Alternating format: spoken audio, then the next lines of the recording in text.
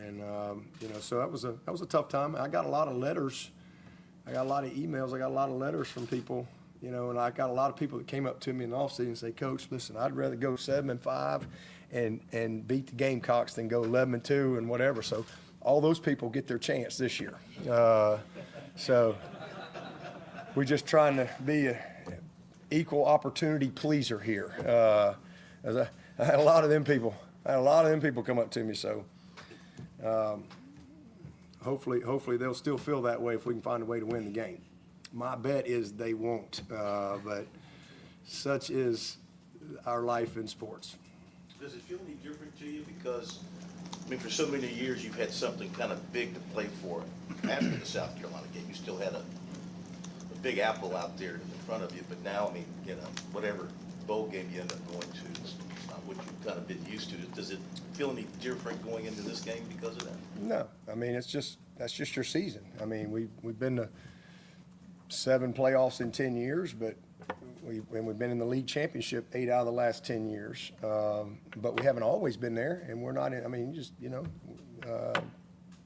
Last time we were down there, we weren't going to the championship, but we were looking forward to a bowl game, and we had a great bowl game against what was it? 23 was that Kentucky? That was a lot of fun. 21, we didn't go to the championship.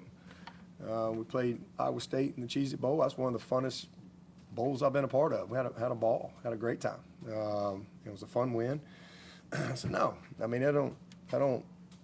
it doesn't matter if you're in the playoff, if you're in the ACC championship game, whatever. It's all about this game. It really is. And I hope that doesn't get lost as football changes and evolves. And that's actually something that you worry about a little bit. Games like this being affected. The more things expand, and all of a sudden you've got a big game next week, or that's instead of a championship game, it's the first round of the playoffs, which is what you see in the NFL, right? And you got all of a sudden you don't play your starters or whatever. And, I hope that doesn't get lost down the road, but who knows? But for me, it's never been about, well, we're in the championship next week or we're going to the playoff. It's about this game. And I've been here 17 years, and we've been to the championship 10 times in my 17 full seasons. So 7 of those years, just like this one. So it's just whatever that season presents. But it doesn't change anything for me for the importance of this game and, the value of this moment. I think that's sometimes we don't realize the value and the importance of the moment you're in until it becomes a memory, right? And like you want this to be a good memory, not a bad one. So you better be locked in the moment that you're in. In terms of bowl placement and how this season will be assessed at the end of the year, what is the difference between finishing with 6 versus 7? I have no idea. It just means 6, 7. Is that what we got all this? Is that a setup? Am I supposed to just jump in on that? Yeah, I'm in the know. I got 126, 17 to 23-year-olds. So is that a setup question? I don't even know what that means, by the way. I have no idea. What that means. Did you do it on a Wednesday Zoom a few weeks ago? Was that intentional when you did it? It was not. That was not. Okay. It was absolutely not. And the only reason I knew that was my players brought that to my attention. I don't even remember what we were talking about, but I have no idea. You can ask all the people. I just win the game. We're thankful that we punched the ticket to the bowl. You say, oh well, that ain't no big deal. Well, it's 27 years in a row, and I think the only other team, and it's 6 wins 27 years in a row, and I think the only other teams are Oklahoma, Georgia, and Ohio State. There's 135 schools, so if that was so easy to do, that's pretty crazy to have. It's not what we set out to do, but from where we were to rally back is a lot. And again, 30 times in Clemson history, out of 130 teams, they've started 1-3 or worse, and we're only the 4th team to rally back and get 6 wins. So again, not what we set out to do, but all you can do is respond to where you are and these guys have responded and battled. And so I have no idea where we would go. Really don't care. I'm just glad that we have an opportunity to go play in the postseason and have one more game. Find a way to win a game. But I'm proud of these guys. You look at the NFL, the Ravens started 1-5, and I think they're 6-5 now. And because they've kept playing, now they got more games. Like we're running out of games here, but I'm proud of how they have battled, and they can only play the games they got. So we just want to try to finish the very best that we can.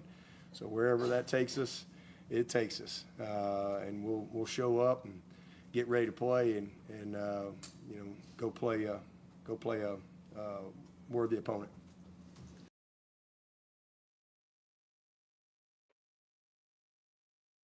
Welcome to Believe in Clemson Football. I'm Will Vandervort. I had my mute button on. I produced it so well. I got us on there so fast. And you messed it up, Will. You had the mute button on. Yeah, that's okay. It happens. It's live. Welcome to Believe in Clemson Football, presented by FanDuel. I'm Will Vandervort. The guy complaining is Alex Dodd, our fabulous producer. Got us up and going, as always. Alex, how you doing, buddy? I'm doing good, man. It's rivalry week. I was in the Valley this weekend. It was a bunch of fun, man. The flyover Military Appreciation Day at Clemson is second to none. And it was a great game day experience. And the Tigers, like Dabo mentioned, they punched a ticket to the bowl game. Not what we thought we'd be talking about this week, but it's better than the alternative. Could be home for Christmas, like somebody else. I feel like we're back in 2001 or 2002, and when Clemson was battling for that bowl, getting that bowl bid back in the day, and they were sending all the faxes to the Humanitarian Bowl, trying to get them. I'm sure people out there, you guys remember that when Clemson played on the blue Smurf turf and in the snow and in the snow, Woody Dantzler game against Louisiana Tech. But the only reason they went to the bowl game was because Clemson fans flooded their fax machine, saying we wanted to go, and they did. A lot of Clemson people went out there. So anyway, appreciate you guys joining us. That was Dabo Swinney talking about the bowl, this Clemson-South Carolina game, not the bowl game. He mentioned a little bit about their bowl eligible now, but he was talking about the Clemson-South Carolina game, the 122nd edition of the Clemson-South Carolina game. It should be the 123rd, but that's the SEC's fault, so we won't go there. So it's kind of ironic. It's on the SEC network this week, because the SEC network is what ended the SEC, I should say, is what ended the Clemson streak. And Alex, I tell you that story because it's true. I was talking to some people a couple of weeks ago, and we were talking about that. And the SEC is the one who made the decision. South Carolina fought it and tried to keep the game, and the SEC says, nope, because of the COVID restrictions, we're going to go ahead, and we don't want Clemson giving you COVID because, you're only in the same state. So we're going to send you to Texas to play Texas A&M to end the season. It's much safer, to get on an airplane and fly to Texas than to ride on a bus 90 minutes. Yes. That's what we learned. We learned that and many other genius things during that great time in American history that we all lived through. Can you tell I'm still bitter about that they ended the second longest continuous rivalry game in the country? The SEC did. It just really I'm mad pissed about me off. I'm mad about 100 things from that year. I'm mad about the restrictions I had to go through to get to the Georgia game in 2021. I'm mad about not getting to go to Notre Dame. Thanks a lot, people who made the decision on that. Try not to get political on the podcast, but there were a lot of things I was mad from that year. But hey, the good news is this game is going to get played this weekend. And I'm looking forward to it, man. I don't care. I know kind of people get mad at this, but I don't care. It's Clemson-Carolina.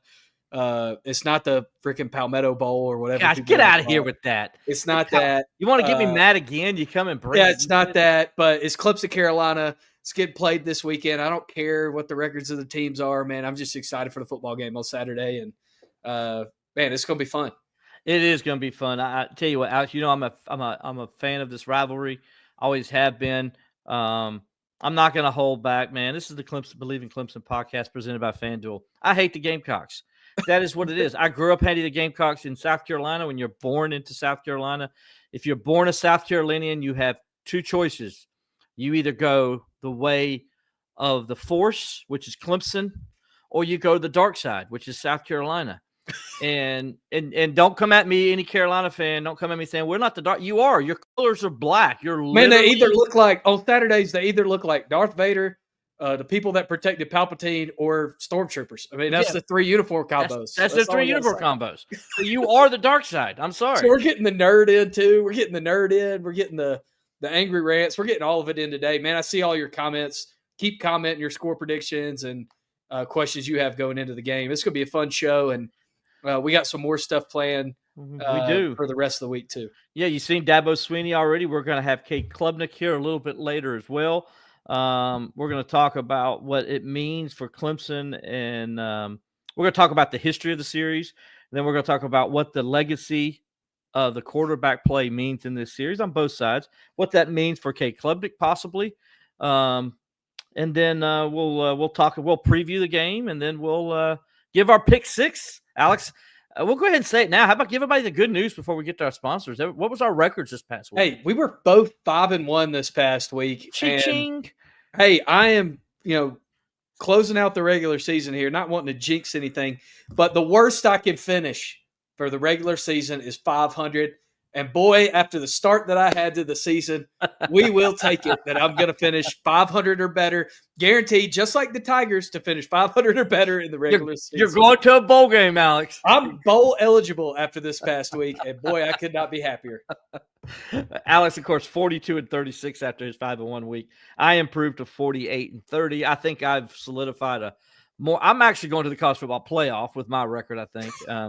Well, it depends on what conference you're playing in this year, Will. That's true. That's true. Because I'm in the Big Ten, probably. We'll see it again tonight, but the committee does not have very much respect for any team out of the ACC, regardless of how fun the football games have been. Yeah, and if you're in the ACC and you open the season by beating one team, and you have the same record as said team, you're way back behind them in the rankings because that doesn't matter. Because it doesn't matter what you do when you play somebody head to head and you got the same record. How about the AP poll that came out today too?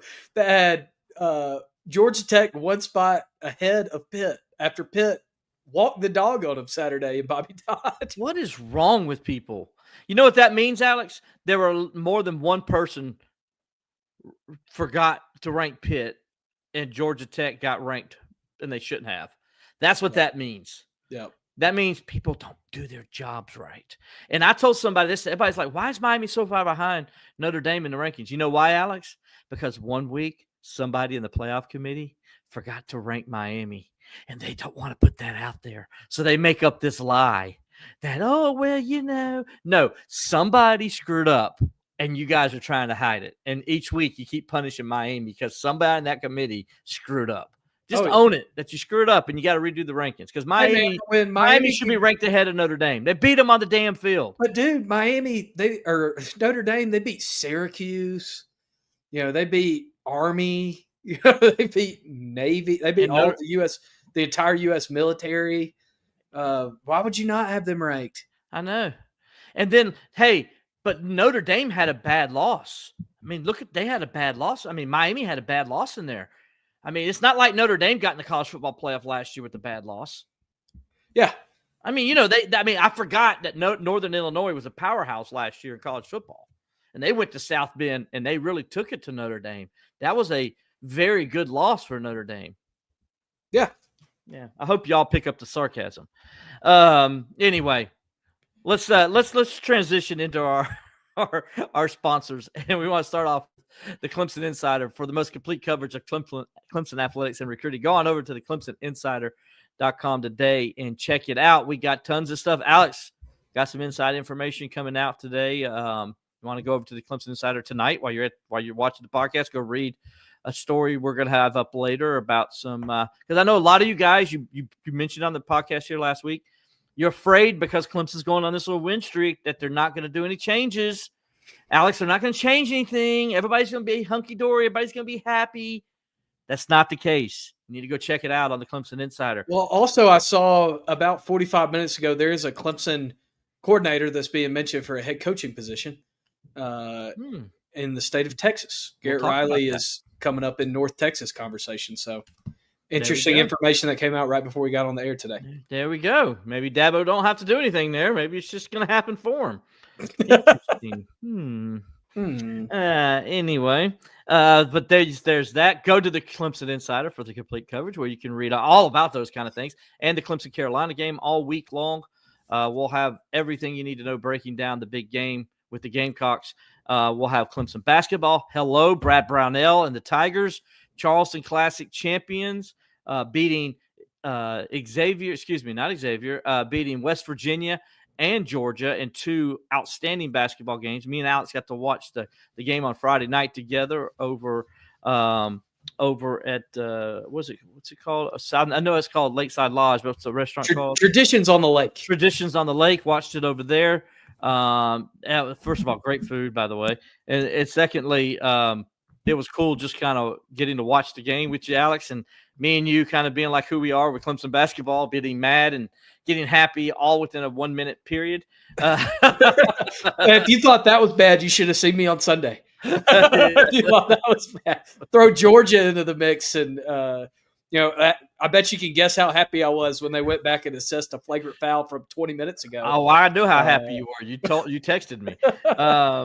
But hey, congratulations to Brad Brownell and them. And you can read all about the men's basketball team on the Clemson Insider for the most complete coverage of Clemson athletics and recruiting. Also, we want to go ahead and give a shout out to our folks at the all new Smoke on the Water, which will be located at 64 Beacon Drive off Restaurant Road on Pelham Road in Greenville, South Carolina. Smoke on the Water will open its new location this December. The all-new Smoke on the Water will feature some of the same famous smoked meats it had before: pulled pork, brisket, beer butt chicken, and prime rib. But a few new things will appear on the menu as well. It also will have its signature 5 barbecue sauces, which will be there to complement but not smother any of your smoked meats. Like before, the all-new Smoke on the Water will have Greenville's best happy hour, and it will feature live acoustic acts. So right now, the all-new Smoke on the Water is available for catering, and it has its food truck. For more information, call 864-232-9091. The all-new Smoke on the Water will be at 64 Beacon Drive on Restaurant Row off of Pelham Road. Again, that's 864-232-9091 for more information. We appreciate Mike and the gang over there as well. So, got a question right off the bat, Alex. Let's go ahead and get it before we get too much into the thing here.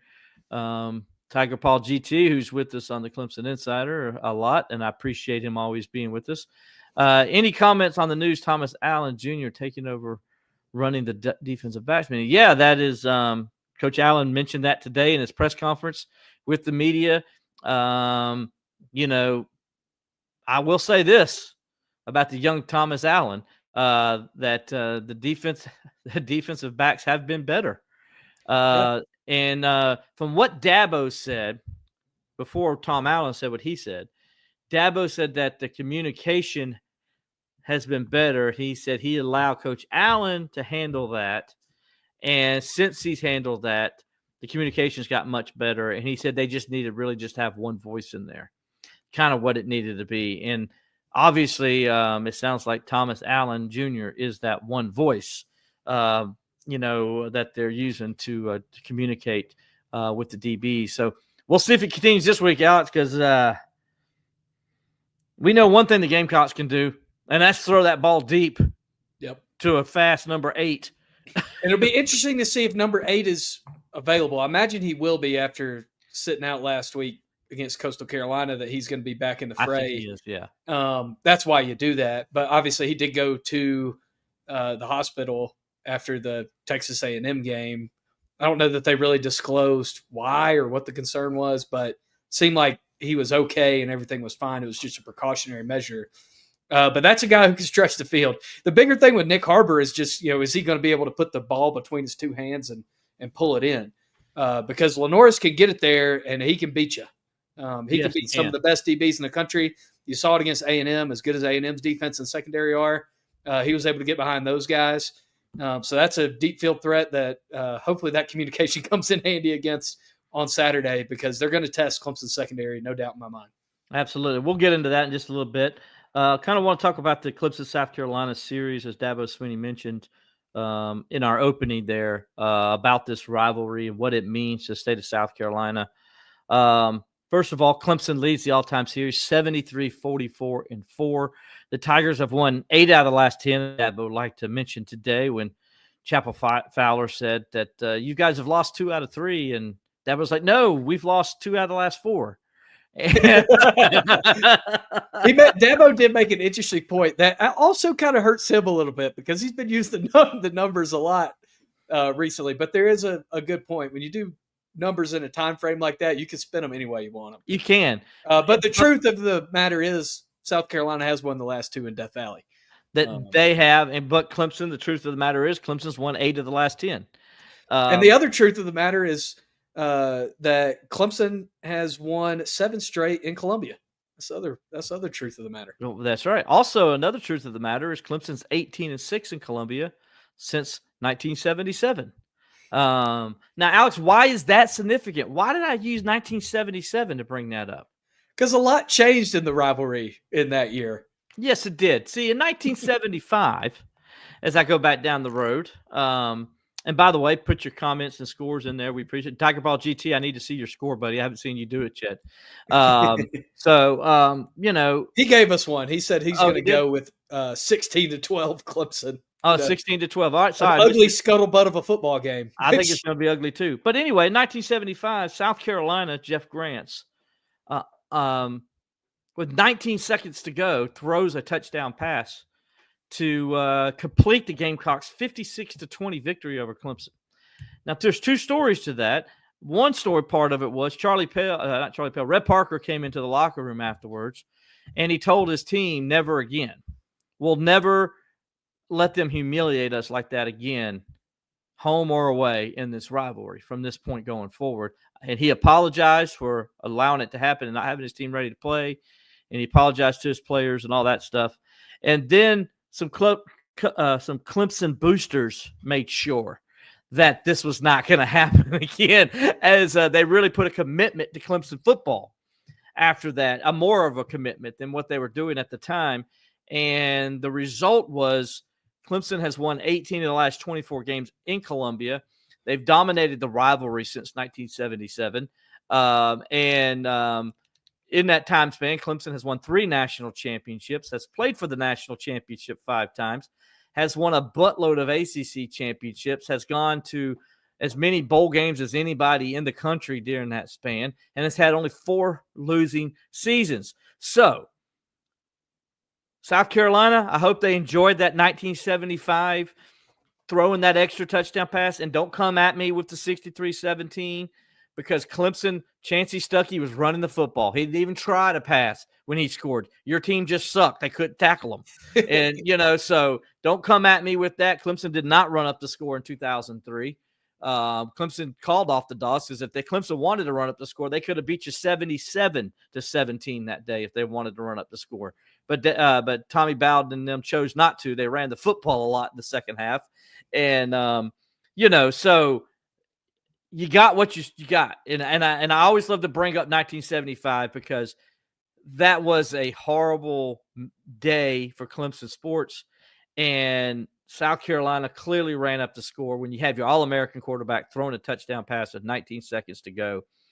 Alex, there's no doubt about it that the most of the bad stuff in this series, I'm sorry. I'm on the Clemson side of this. I'm sorry, Gamecock fans, but it's true. It generally happens with you guys.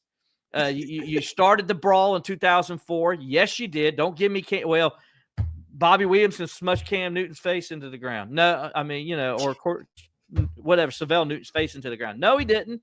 Because before that, Reggie Merriweather's getting punch shots from your guys on the entire freaking drive before that and the drive before that.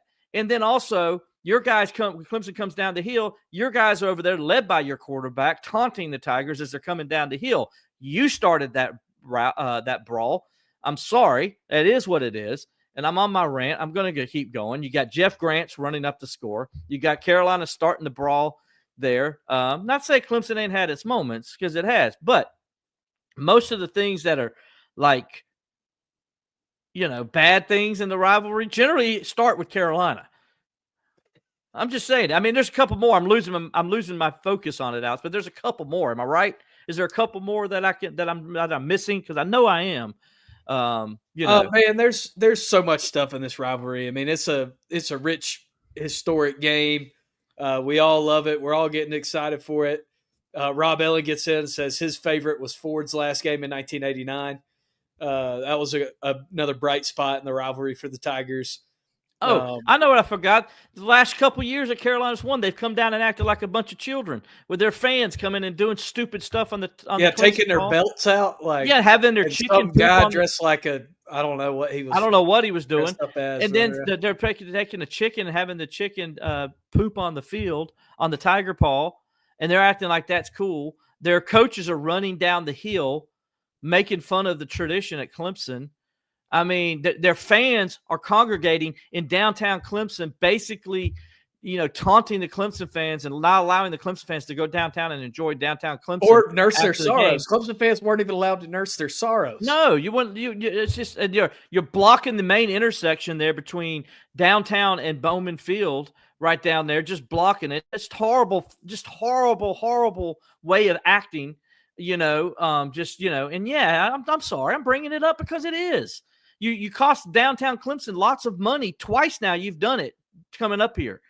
And, and then you whine because Clemson placed a flag in your field a few years ago. Well, that's why they did it.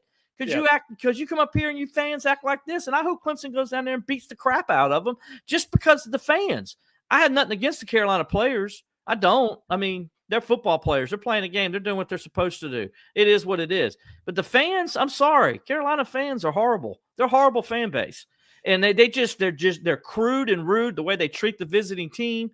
It's just, I'm sorry, Alex. I got to get it out of my system. It's just, I'm sorry. I just don't like the way they've acted the last couple of times they've come up to Death Valley. And I like what Dabo said today, too. He said, one of his main points of emphasis this week is to go and win with class. That this isn't a flag planting from the Clemson side. I mean, this is a game that, we will just bore out the history for you. This is a game that Clemson expects to win.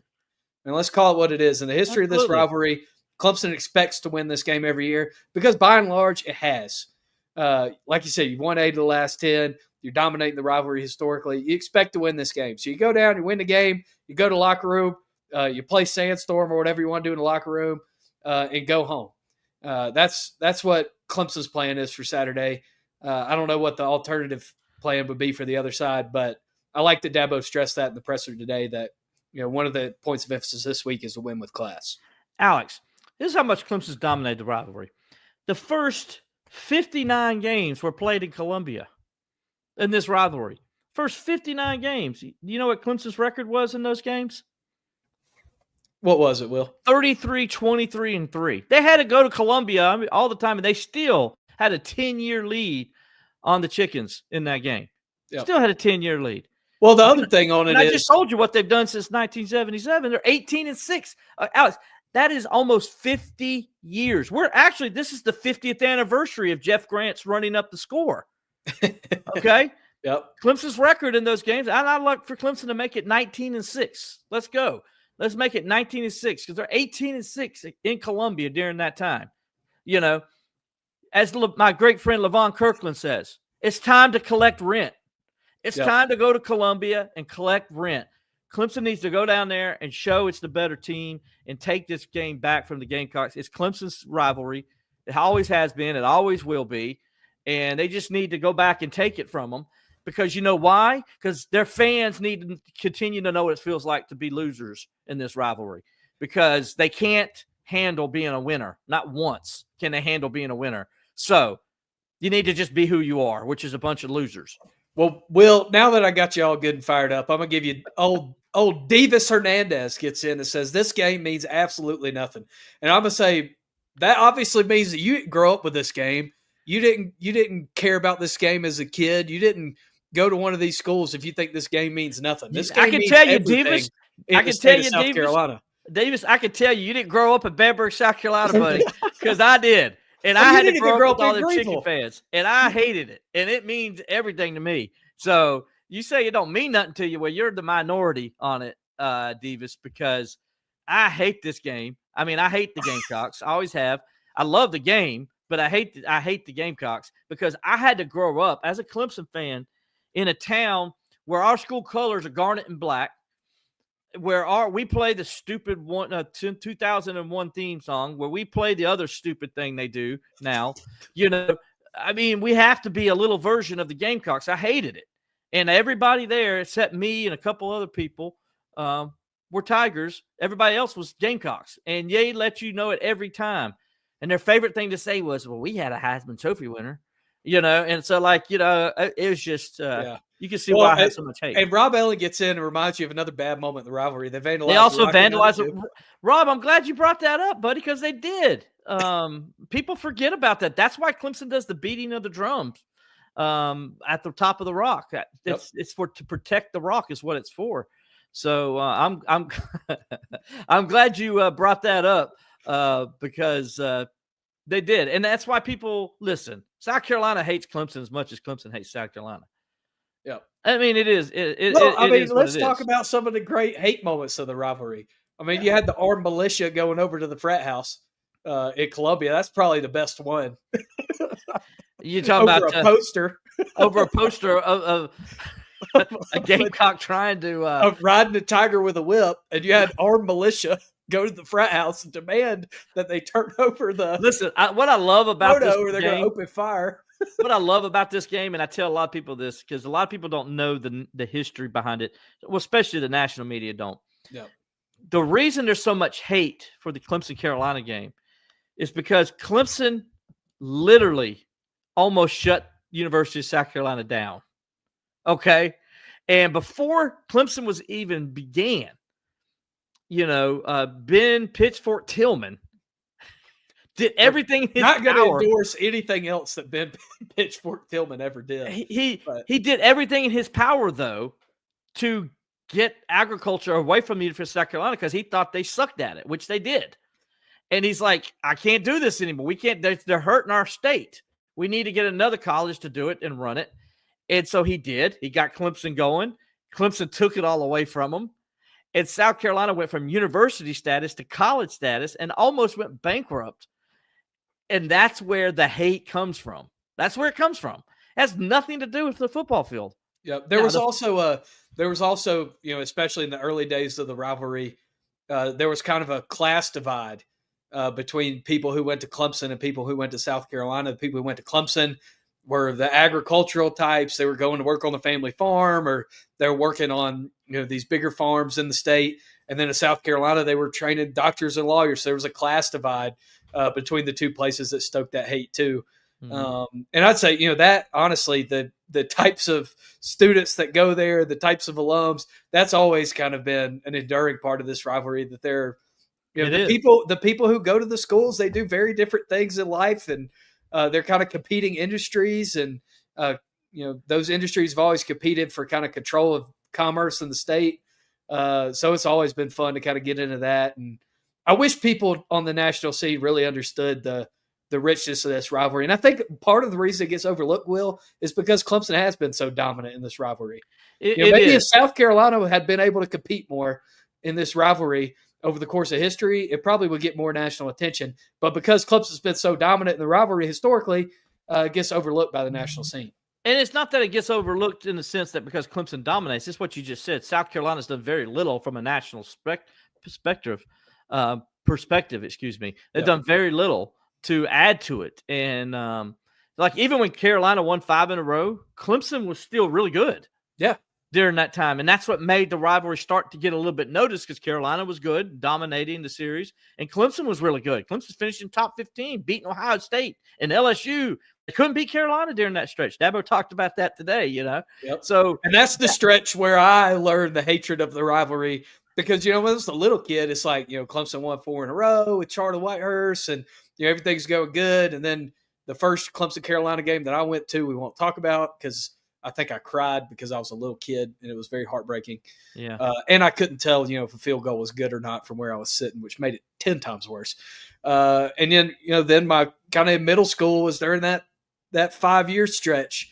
And man, when I was a kid, you thought there were no South Carolina fans in in Greenville, South Carolina, or Travelers Rest because they were all in hiding during football season. They were. Then they win a few games, and you find out like, man, I didn't know you were a Carolina fan. I thought you pulled for Georgia or whatever. But all of a sudden, there was all these Carolina fans around me, so that was tough. But man, I love this game. I'm looking forward to it. There's only one thing on my calendar for Saturday, and it's that. So, Well, you talked about earlier the hate. We mentioned the brawl of 1908 that caused the rivalry to be suspended for 8 years. And that's why I would call it more like the military exercise. Yes. 1908. I mean, it was an actual armed militia of cadets that went to a frat house. So that's what happened then. And then of course there was several things that happened. There's the situation when a counterfeiter sold tickets to Clemson and Carolina fans. I can't remember what game it was. It was like I think it was in the late 40s.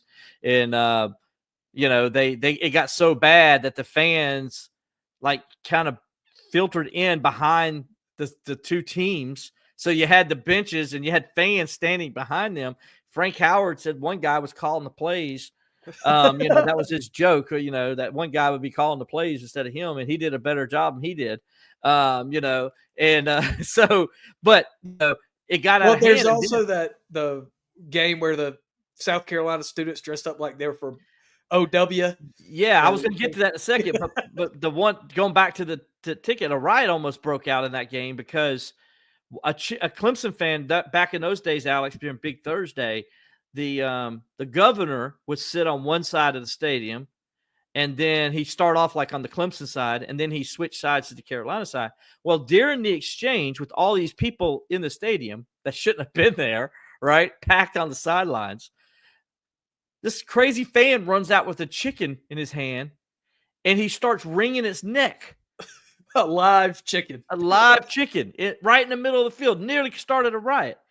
Then go ahead, Alex, with the fraternity at South Carolina. Yeah, then a fraternity at South Carolina comes out of the Clemson bench area wearing orange helmets and white jerseys that they got from Orangeburg Wilkerson. And that almost incited a riot because Clemson fans took offense to South Carolina students. The fans started playing Tiger Rag. It's just all these Pipsqueak College students running out. I mean, you can go on and on about all the big Thursday things that happened in this rivalry. And there was one instance where a plane flew by the stadium and threw out live chickens out of the plane. There were a lot of crimes against chickens committed in this rivalry. It's a lot harder. It was a lot harder for South Carolina fans to have gotten a hold of a tiger than it was for the agricultural school in the state to get a hold of chickens. I can tell you that much. Oh, and then they put a Bojangles right beside their stadium. Go figure. And I told you, we talked about this past weekend. The only thing it'd be KRP style. That might be where the writers got it from, for all we know. No, Will and I did have a spirited conversation about the rivalry this weekend, and I did say the only leg up that South Carolina's football program has on Clemson, period, and they do have one, is that they have a Bojangles right beside the stadium. Man, that would be awesome if you could just walk into the Bojangles right beside the football stadium. That's pretty cool. Nickname is the Gamecocks. Do you want to have a chicken restaurant right beside your stadium? I think that is a form of cannibalism. It is a form of cannibalism. I'm sorry. Now, I'll have me some fried chicken on Saturday. I always do, and always will continue to. You can probably get it from that Bojangles right beside the football stadium. I'm probably going to do that, Alex, when I'm done with the Tiger pregame show, which you can hear on WCCP this Saturday. I will be in Columbia broadcasting it. Kwok will be in the Bahamas, of all places. He told me today he hopes to get on the air. If not, Will, it's all yours. And Ashby Mixon, who's going to take Alex's job, is going to be on there as well. Anyway, she told me, Alex, for you not to worry. She's not coming for your job. She has her sights set higher. That's what she's saying. She has her end career goal is not to be on the Believe in Clemson show with Will and Alex. She has a higher career goal. Yes, it is, Ben. It's Will both may times. do the show from Bojangles on Saturday. It's very possible. He may be sitting in a corner booth, and you can come up and he'll greet you there. So anyway, but yeah, and then of course, 1983 there was a semi brawl between Clemson and Carolina in Columbia, and then of course we know what happened in 2004. Probably the worst moment in second worst moment in the history of the rivalry. Obviously, the worst being The art militia is probably exactly. So, the near civil war fought between two universities in the state. That probably eclipses the fight on the football field. But yeah, but in the history of this rivalry, Alex, the number one, especially in the last 50 years, quarterback play has been huge. When you look at, like I mentioned, Jeff Grants with South Carolina back in the day in the 70s. You had Steve Fuller for Clemson, obviously. Homer Jordan then came on. He went 3-0 in the series as a starting quarterback, led Clemson to a national championship. And then, of course, you had other guys that have come in on both sides. Charlie Whitehurst, I think, is probably the most popular one, 4-0. He's still the only quarterback in the history on either side to go 4-0 as a starting quarterback in this rivalry. And then South Carolina had, help me out, Alex, a couple of their quarterbacks. Connor Shaw, yes, had a great moment for them in this rivalry as a quarterback legacy. Yeah, and then in the early 2000s, name's escaping me. Obviously, Todd Ellis was a big part of it. There in the 80s, going up against Rodney Williams. They had some pretty classic matchups. So quarterback play has been huge in this rivalry. So earlier today, me and several other reporters asked Cade Klubnik, who right now is 1-1 as a starter, what his legacy will be based on this game. So, is it fair that your legacy at Clemson will probably depend a lot on the outcome on Saturday night? That's a good question. I mean, I don't think so. But I want to go win. So. It's a game that lasts forever. How much does the end of last year's game stick with you to this day? It's definitely been something that I've thought about every day since. Yeah.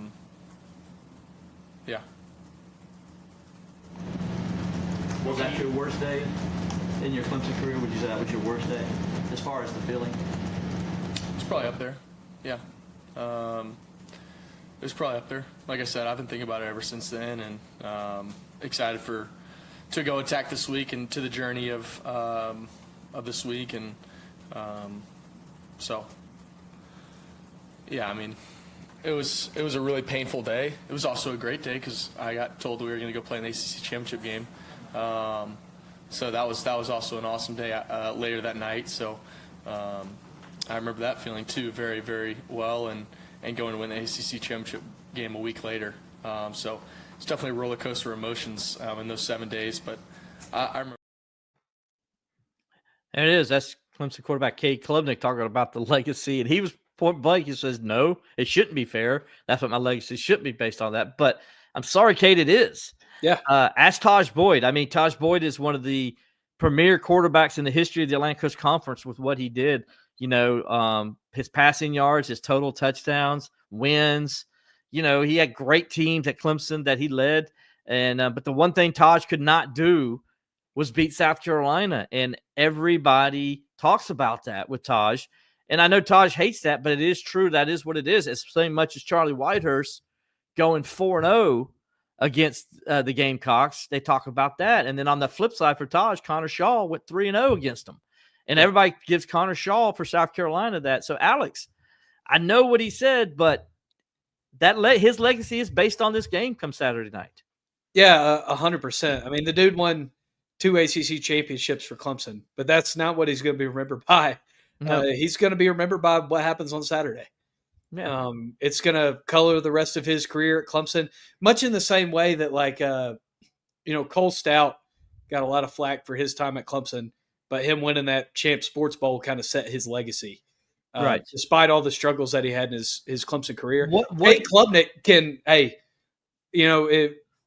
in the Bible it says love can cover a multitude of sins. In the Clemson-Carolina game, winning on Saturday at the end of November can cover a multitude of sins. And Cade Klubnik can add a tick to his resume, and Clemson fans will look back on his career with more fondness if he goes out and takes care of business on Saturday. That's just the way that it is. That's just the way it is. And Alex, you're 100% correct. And if you think about it, you think about what he can possibly do with a win. I mean, you look at other guys before him, Rodney Williams, as much as Rodney Williams does, people always talk about that 1988 game and him beating the Gamecocks to go have a winning record against them. Woody Dantzler, everybody talks about, the pass to Rob Gardner and, in Woody's career. I think Woody was 1-1 against the Gamecocks, but everybody, they just remember that game and that moment. Right. And so like with Cade right now, he didn't really do anything the first year when they won. And he's right. Last year he had a great game, but what everybody remembers is he threw the interception at the end of the game. Yeah. Which was not his fault. Right. And people don't listen. If Cade Klubnik goes down and wins that game, he outplayed Lenore Sellers. Yep. He did. He had more total yards. He had more passing yards. He ran for 60-something plus yards. He outplayed Lenore Sellers up to that point. But did that one interception, it was the difference. Lenore Sellers had the 20-yard run for the touchdown. He's the hero. Cade Klubnik threw the interception at the end. He's the GOAT. That's and I don't mean GOAT in a good way. I mean he's the GOAT in the sense of he lost the game for him. Yeah. So like scapegoat. Yes, scapegoat. And so there's you got all that's what the rivalry does, especially for the quarterbacks. As I mentioned some of them, Steve Tannehill, Tiger Paul GT gets in. What about Steve Tannehill? Yeah, Steve Tannehill, everybody remembers him signing the script to beat Clemson, but he went 2-2 against the Tigers. And his last game, Clemson went to Columbia, beat the snot out of them. Yep. And that game is more remembered for, Emery Smith running over a Gamecock player for 20 yards down the field in a big win for the Tigers that day in Columbia. Another one for South Carolina is Woody Stephen did have Garcia. wins. Stephen Woody Garcia. did win. John Grant says Woody had at least 2 wins. He's right. 1999 and 2000. Woody was 2-1 against the Gamecocks. He would have been 3-1, Alex. They threw a Hail Mary, and Derek Hamilton, it tipped off his hands. He would have won the game. Yep. They would have won the game in the end zone. They would have caught it in 2001. Who was it you said, Alex? Stephen Garcia. Stephen Garcia, yeah. He had 2 wins against Clemson in 2009 and 2010 as a starting quarterback. He went 2-0 against the Tigers. Unfortunately. Rob Bellin says, I was there in 92. I hate Steve Tannehill. I was there too. I was sitting in the rain, if you remember, Rob. And my girlfriend at the time was really sick. I told her she could go home, but she wouldn't. So she stayed beside me, and then it made her sicker because it was like that drizzly rain, And so it was but I was in the upper deck on the north side. I'll never forget it, and just a miserable, miserable feeling. But you know what was good about that, Alex? Here's a good thing. So we were walking around the stadium that day looking for tickets. And I was going to pay for the tickets. I didn't have no problem paying for them. Yeah. And so walking around, just seeing if I could get tickets. The game was sold out. This sweet old lady walks up to me. She says, are y'all two looking for tickets? And I said, yes, ma'am, we are. And she says, I got 2 tickets in the upper deck. Would you be interested? I said, yes, ma'am. How much do I owe you? She says, you don't owe me anything. She's like, hey, there you go. She's like, y'all guys go and have fun.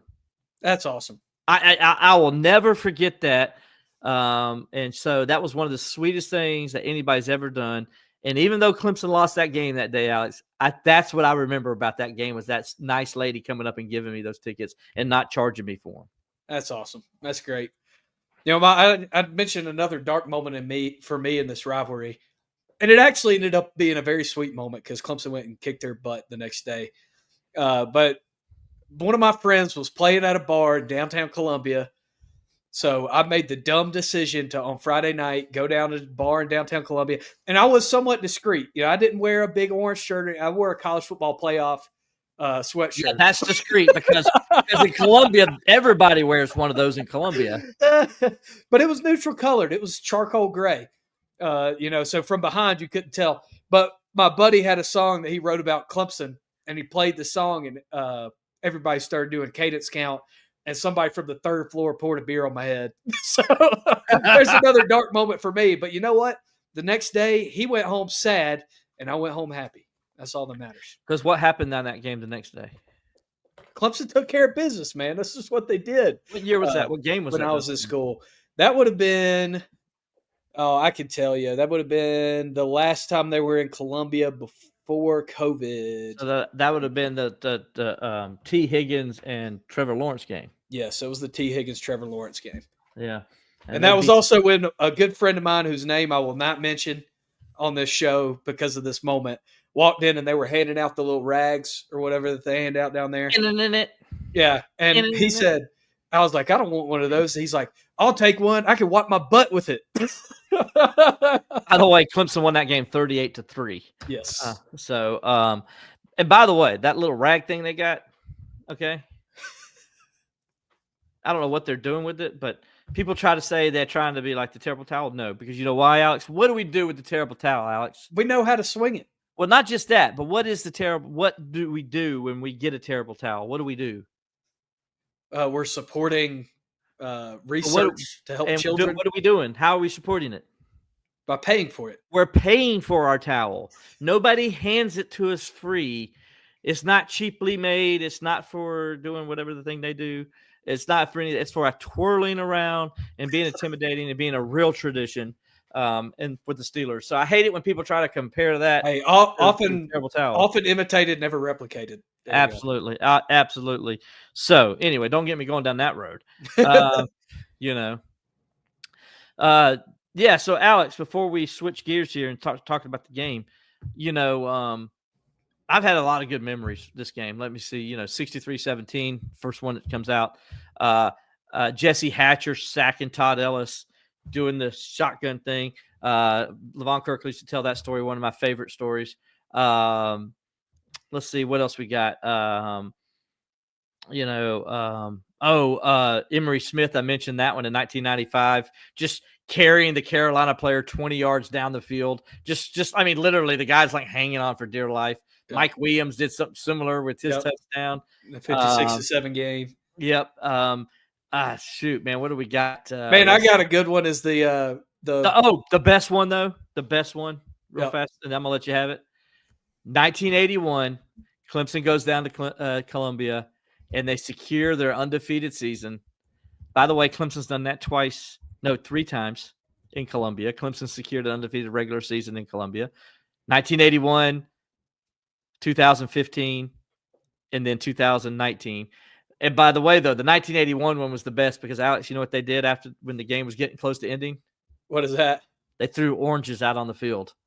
So Columbia was getting paraded with oranges as Clemson fans threw oranges on the field. Oh, that's awesome. In Columbia. Now, remember what happened 6 years prior, Alex? And then what was happening 6 years later? Thank you, Jeff Grants. That's all I got to say. Yeah, one of my favorite moments in the rivalry was a game that I wasn't even at. It was that 2007 game where Mark Buckholz kicked the 35-yard field goal to beat South Carolina. And I think the statute of limitations has run out on this, so I can tell the story. My dad will probably get mad at me later. But we watched it at one of my dad's Fred's house and on a golf course in the upstate. And after Clemson won the game, my dad and his buddies, who I'm sure had not had anything to drink, I mean, I wouldn't know, I was like 8. They ran across the green of the hole that was behind them, and the neighbor's house had a South Carolina flag hanging off the back porch. They took the flag and planted it in the bunker. So that was one of my favorite ones, is running over there with them. And they're like, "Be quiet, Alex, be quiet." They took the flag and planted it in the bunker. That was a great one for me as a kid. And then my dad took me to the bowl game that year, which was not as fun, but that was a fun game to watch on the TV. Absolutely. Alex, before we get going, we're going to preview the game. Give me just get some of these comments and score predictions, what we got people talking about here. Yeah, we got a lot of score predictions coming in. Keep them coming. One of one Duke says, give me Clemson 24 and Clemson's little brother 10. He said, reference to Ben Boulware. Yeah, and then he gets another one that says, or they win off a PI call, a kicking game winner. This is also a fair possibility. Yeah. Sanjay Mahajan gets in here. Sorry if I mispronounced your name there, Sanjay. He says Clemson 20, South Carolina 17. Like it. Yep. Tiger Paw GT, we mentioned earlier, 16-12 Clemson. And yeah, I'm sure we're going to get some more. BJ Herlong, he is not optimistic. He says, I don't think our defense can stop the Gamecocks, even though every other defense except Coastal Carolina has. He predicts 31-17 South Carolina. Yeah, I don't.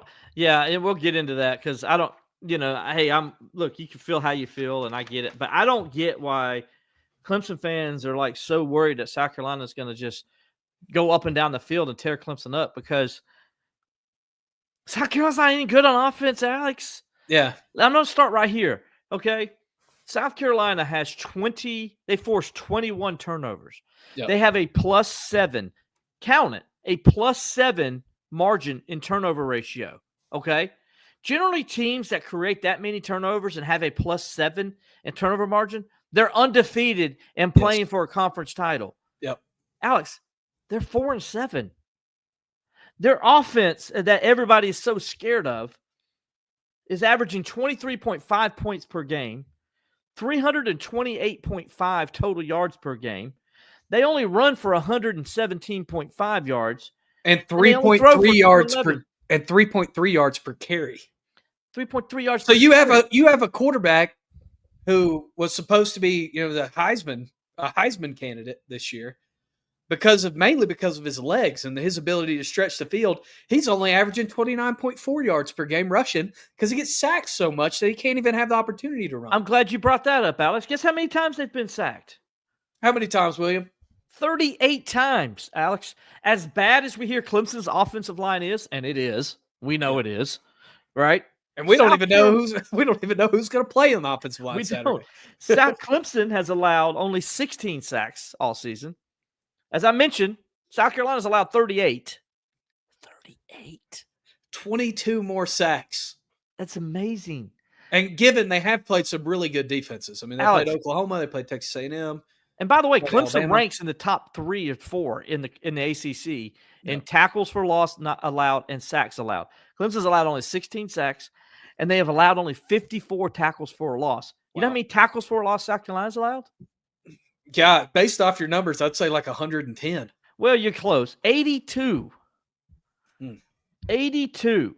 Okay. So then, but Clemson's defense, they're not very good.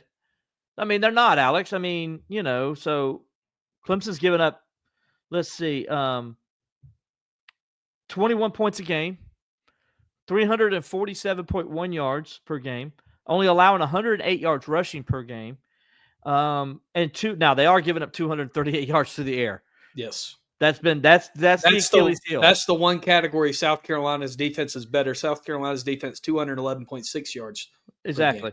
But Clemson has 28 sacks. They had 73 tackles for a loss, which both rank in the top 5 of the ACC. South Carolina's defense, which we hear is better. We've heard they're better than Clemson's defense. They had 21 sacks and only 60 tackles for a loss. And then their defense on the other side, by the way, Clemson's offense averages 28.7 yards per game. I mean, 28.7 points per game, not 28.7. They're the worst offense in the history of college football. I looked at the dot. 28.7 points per game. Not great, but not bad either. 404.4 yards per game. Not great, but not bad either. 129.8 rushing yards. That needs to be a little better.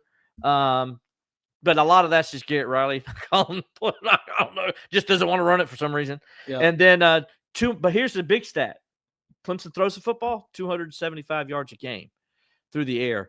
And I think the Tigers can throw the football in this game as well. I think so too. I mean, look at what Texas A&M did in that second half and the way they were able to dice up zone coverage, man coverage didn't matter. I mean, in that first half too against Texas A&M, that is the worst first half I've ever seen from a quarterback. Marcel Reed did. But what did Texas A&M do in that game? Just name their possessions. The first half. Oh gosh. Well, I can tell you most of it off the top of my head. Yeah. It was like interception, missed field goal, punt, fumble or something. There was a fumble return for a touchdown. Yeah. And then there was an interception. I And think then I actually was then right. there was an interception in the end zone. They Yeah. had like on a ball that was thrown directly to the defender with the Right. offensive player open. But the main thing people don't pay attention to is they had like 250 yards of total offense in the first half. Yeah. So it's not like they weren't moving the ball in Carolina. Now, Carolina did create some turnovers, and you give them credit for it. And I do. But you're right. Texas A&M played a horrible game. South Carolina had something to do with that. But then A&M adjusted the second half, and we know the rest of the story. Yeah. Right? I think Clemson can move the football on Carolina, and I think Carolina will have some success against Clemson because who hasn't? Yeah. But I'm not worried. Furman did against the second team. Right. That's all it is. I'm not worried in that sense, though, right? I'm not worried that they're going to be like, oh my gosh, Carolina's going to go up and down. I think it's going to be pretty much like Tiger Paul GT said. I think it's going to be a kind of a low scoring game. Yeah. And I both offenses aren't anything to brag about, and both defenses aren't anything to brag about. I think you got one bad team in South Carolina, and you got one average team in Clemson. Yep. And I also think, one thing that could be a huge difference in this game is special teams.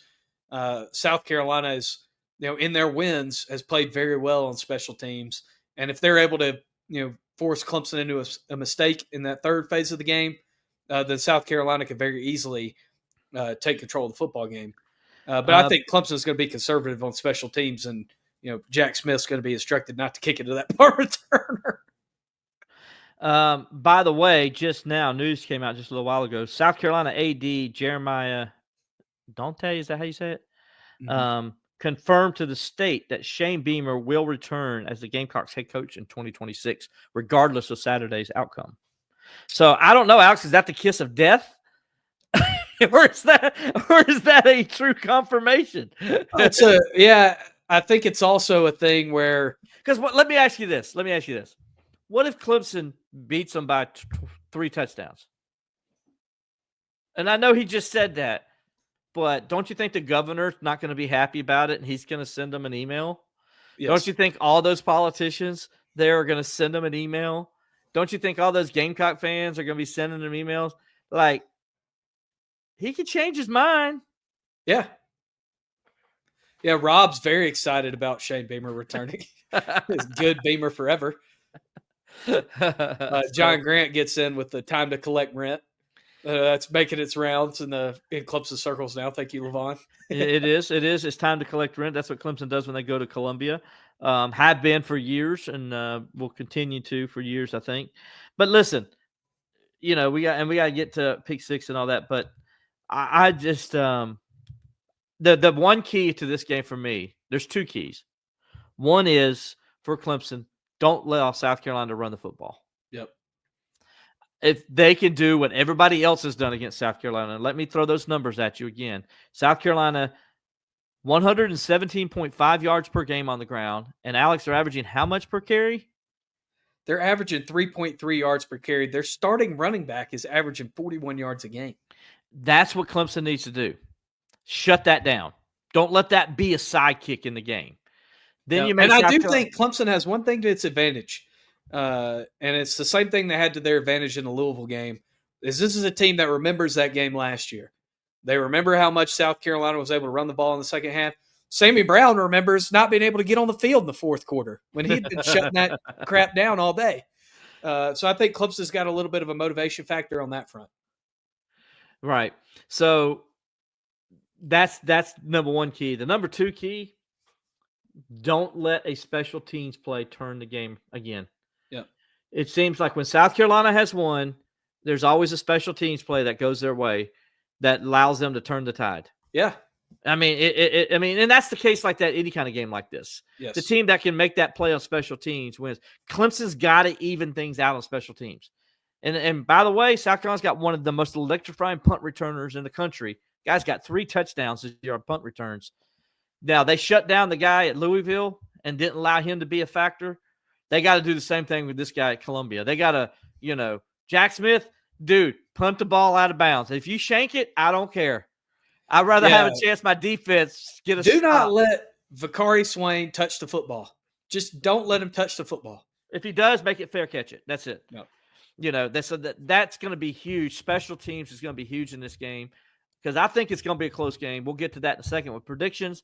But anyway, that's my thought. Alex, your keys. What do you think Clemson's got to do to win? Yeah, I mean, I think my keys are very similar to yours.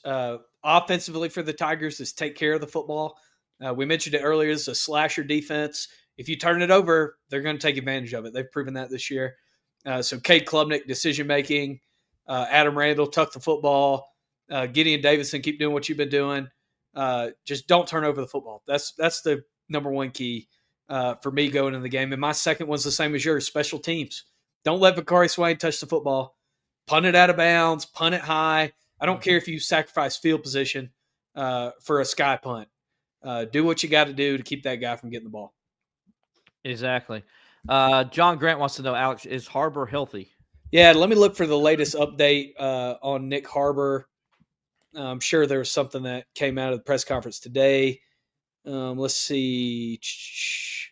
He gave an encouraging update on Nick Harbor and Dylan Stewart today. Dylan Stewart also did not play last week. Seemed like a similar thing where it's precaution and saving him for this game. Yeah, and that's smart. I get that. You want to have your best players available, and if you're Clemson, you want to beat them with your best players. Yeah. My Bill opinion. Lanham gets in. Tigers 23, Chickens 20. There we go. Like it, Bill. We're gonna have ours here in just a minute, Alex. Though, with that, though, let's go ahead and get with our pick six here. Let's get this ball rolling. Let's see what we can do on Rivalry Weekend.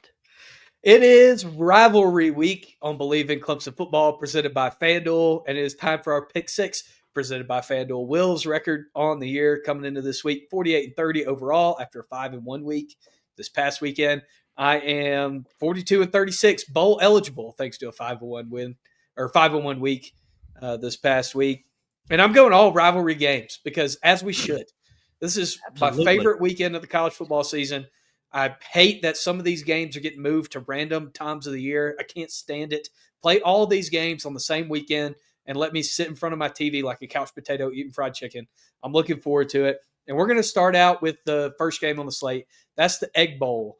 Number 7, Ole Miss, with all the rumors about Lane Kiffin potentially buying houses in Baton Rouge and his wife and kids visiting Florida and LSU. And is he here? Does he love me? Does he love me not? With all of that, they're a 7.5-point favorite at Mississippi State. And in Starkville, they're fighting for bowl eligibility. They have 5 wins on the year. They could clinch it with a win this week. 7.5 on the road, and you got all those distractions. Yep. And it's a rivalry game, the Egg Bowl. Yes. And this is the game that kind of seems like a throw out the records game almost every year. I mean, that's what it always seems like for these two teams. I mean, here's what I think. I think Ole Miss is going to win the game, Yeah. but I think Mississippi State's going to cover the 7.5. So I'm going to go give me Mississippi State plus the 7.5. Yeah, I'm with you 100%. I would not be completely shocked if Mississippi State finds a way to win the game.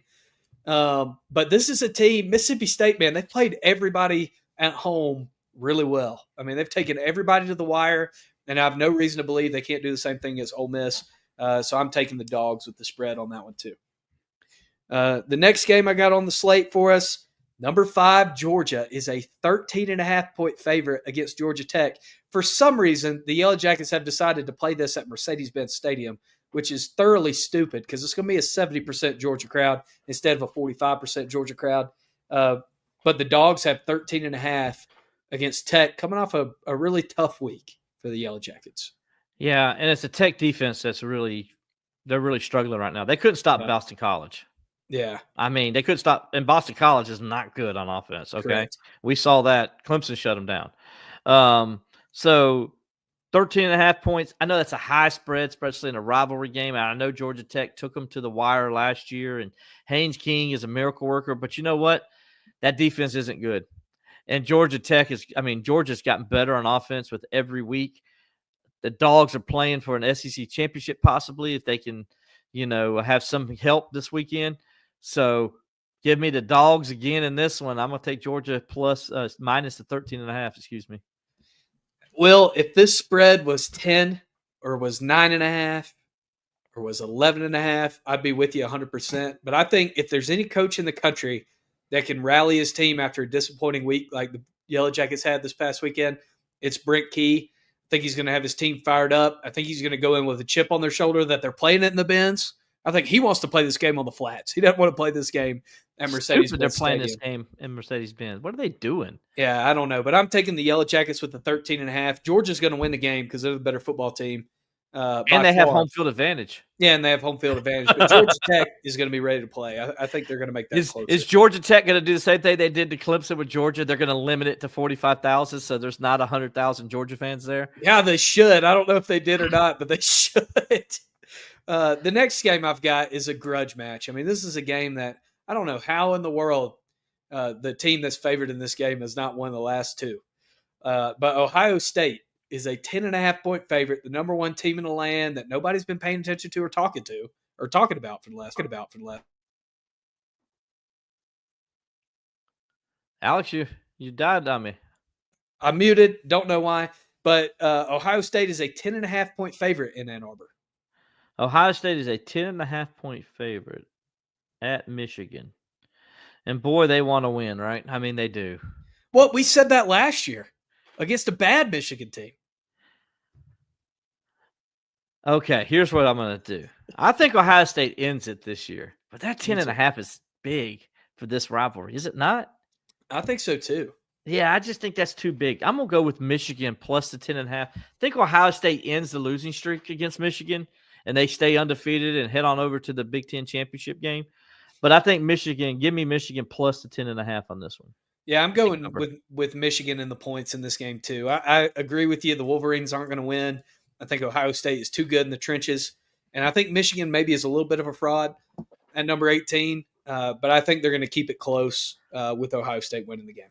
So our good friend Stephanie Otis, she'll be happy that we both picked Ohio State. And I promise you, ain't a single soul in the state of Ohio or in Myrtle Beach that cares about the Which spread. is Ohio. Yeah, that cares about the spread in this game. That's true. Next one on the docket. This is a huge game in the state of Texas.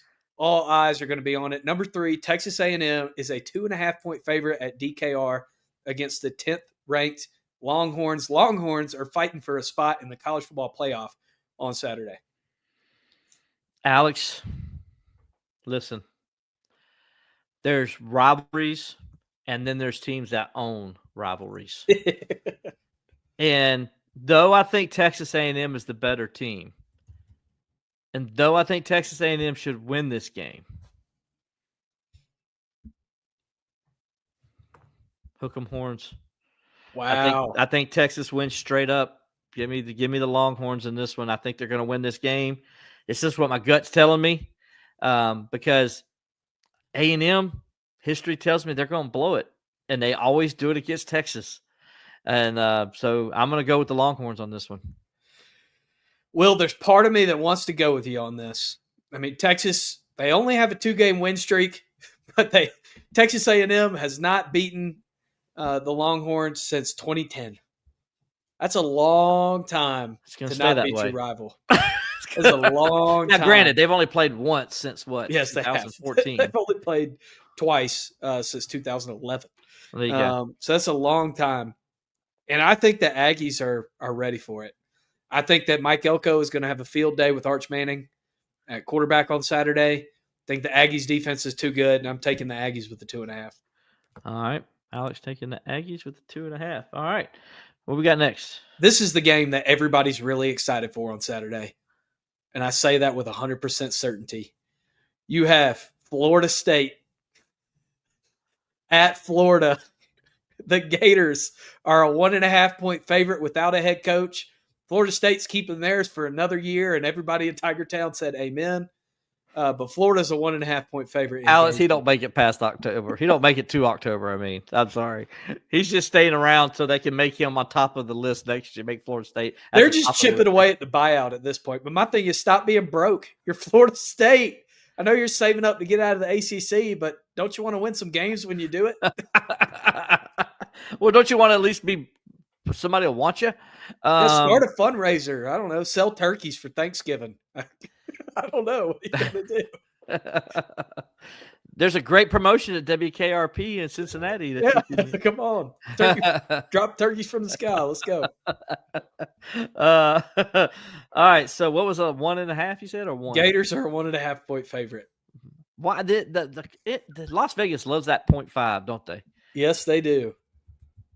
All right. So Because if you don't have the 0.5, you ended a tie. Alex, let me tell you this stat. Guess what Florida State's record is on the road this year? Ofer. 0-4 on the road. Guess what Florida State's record is going to be after this game on the road? 0-5. 0-5. The Seminoles do not get bowl eligible. They lose this game. Give me the Gators minus the 1.5. Yeah, I'm with you on that. Gators minus 1.5. This could have very easily ended up being a winner gets Lane Kiffin game, but Florida State, they just want to keep Mike Norvell. They're fine with the status quo. But I'm with you on that one. And our final game in the Pick 6 is the one that we have been talking about ad nauseum today, and we are going to talk more about likely tomorrow. Clemson at South Carolina in the Roach at noon on Cartoon Network or wherever they're playing. I think it's the SEC Network is where they're playing now. And South Carolina is a 2.5 point favorite. Yeah, it's on the SEC Network. It's supposed to be on ESPN or ABC, but Clemson and Carolina both suck, so they moved it to SEC Network. So. I thought they were going to make us all pay more and put it on ESPN+. Hey, we get to see our good friend Alyssa Lang. She's a sideline reporter, so Alyssa's a great person, one of the best in the business. So at least we get to visit and say hello to Alyssa Lang on Saturday. So it makes it worth the while them being on the SEC Network. Shout out to her; she does a great job. All right. Plus 2.5 Clemson versus South Carolina in Columbia. Alex, this was a hard one. I've been thinking about this all week. Me too. And it's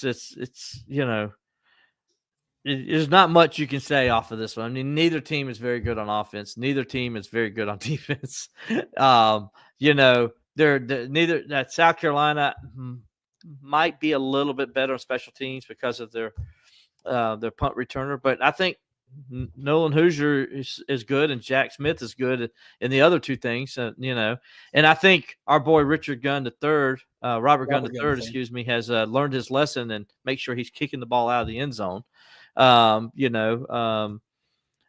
that cost him a game. Yeah. I mean, that literally cost them the game against Duke. I think Clemson's the better team. I think Clemson's a more talented team, like I thought against Louisville, right? Remember I said that against Louisville? I said Clemson's a more talented team. Yep. Louisville's got the better record. They got all this. But Clemson's a more talented team. South Carolina has one thing Clemson doesn't have. Lenore Sellers. Yep. And that's a problem. Yep. However, because they don't really have anything else, because if you could shut down their run game and make them one-dimensional, then you just play zone. And you make sure those guys don't get past you, those two wide receivers. They're both good. His little brother, and then obviously Nick Harbor. So with that said, I think Clemson can do a little bit more. I think Clemson will have one more splash play than Carolina. I don't know how that comes. It's going to be a close game. The point total is 46.5 here. Give me Clemson 24, South Carolina 23. I like what you're thinking, Will, because I had a similar mental battle all week. I mean, I was thinking about this last week too. I'm like, as I run through the checklist in my mind of position groups and matchups in this game, I think the matchups favor the Tigers. The more I think about it, the more I think it's like the Louisville game. The only thing that's holding me up is my pessimism. I think Cade Klubnik has a legacy game on Saturday. I think the Tigers win at 24-17 in Columbia. And they're we're both going plus class. the 2.5. We're both going plus the 2.5. Yeah. So we'll see what happens. I think it is going to be a relatively ugly football game. But I think the Tigers will do enough. That's just the way I think it is. Yeah, so here we go. Just a quick rundown of what we did this week, Alex. Ole Miss at Mississippi State. We both went Mississippi State plus a 7.5. Georgia at Georgia Tech. I went Georgia with the minus 13.5. You went with Georgia Tech plus the 13.5. Ohio State at Michigan. We both went with Michigan plus the 10.5. Texas A&M at Texas. You went with A&M minus the 2.5. I went with Texas plus the 2.5. Florida State at Florida. We both went with Florida -1.5. And then Clemson at South Carolina. We both took the Tigers at +2.5. So there we go with our pick 6. There we go with our predictions. We appreciate all you guys getting in and giving us your predictions and thoughts on the game as well. It's been fun. We might have a little extra surprise for a podcast tomorrow. You guys hang around, may want to wait for that to see what happens there. With that said, though, for Alex Dodd, I'm Will Vandervort. We'll talk to you next time on Believe in Clemson Football, presented by FanDuel.